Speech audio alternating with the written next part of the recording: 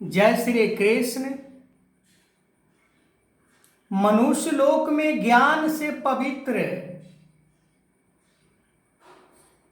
करने वाला और कोई ऐसे योग नहीं है। जो प्राणी ज्ञान पवित्र प्राप्त करके उस ज्ञान के ऊपर चलता है तो उसका अंतःकरण में जो कुछ भी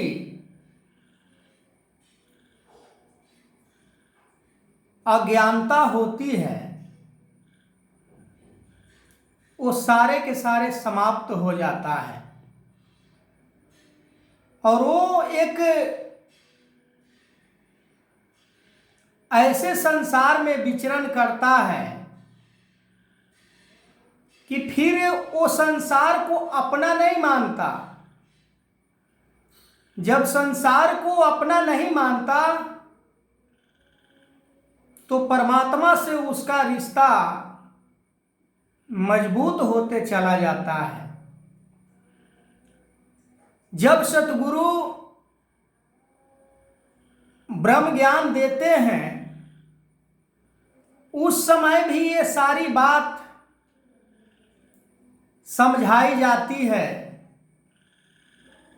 कि ये संसार में कुछ अपना नहीं है, ये सब परमात्मा के बनाया हुआ संसार हो, वस्तु हो, पदार्थ हो, पर हम अपना जब समझना शुरू कर देते हैं तो संसार से हम जुड़ते चले जाते हैं। संसार से जब हम बेमुख होते हैं तो परमात्मा से रिश्ता हमारा जुड़ जाता है। पर इंसान की फितरत कि वो समझता ही नहीं।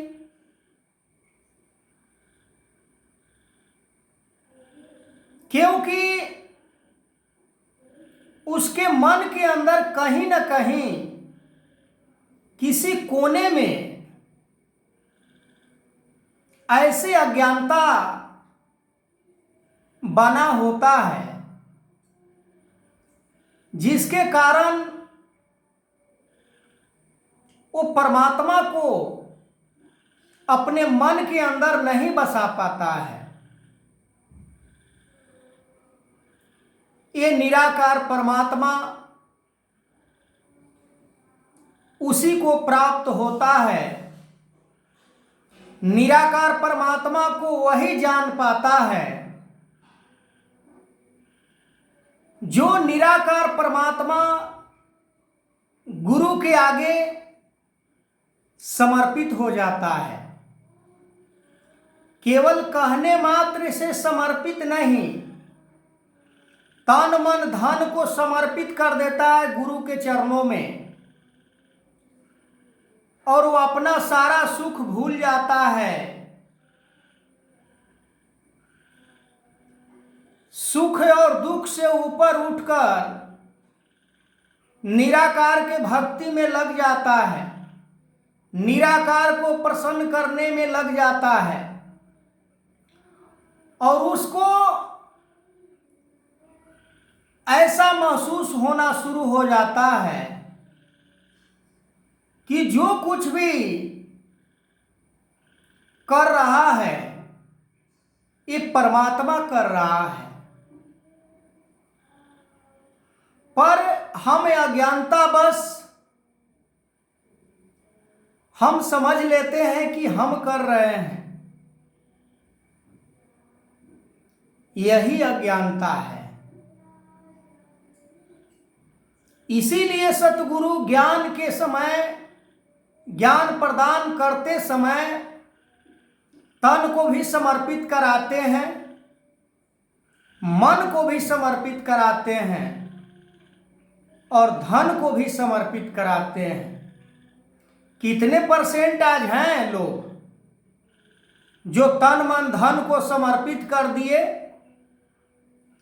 और अपने पास कुछ नहीं रखे, जीरो पाटा जीरो, कुछ नहीं कि मतलब कुछ नहीं, फिर कुछ शेष नहीं बच जाता है। फिर जो कुछ भी कर्म होता है संसार के लिए होता है, वो अपने लिए फिर नहीं जीता,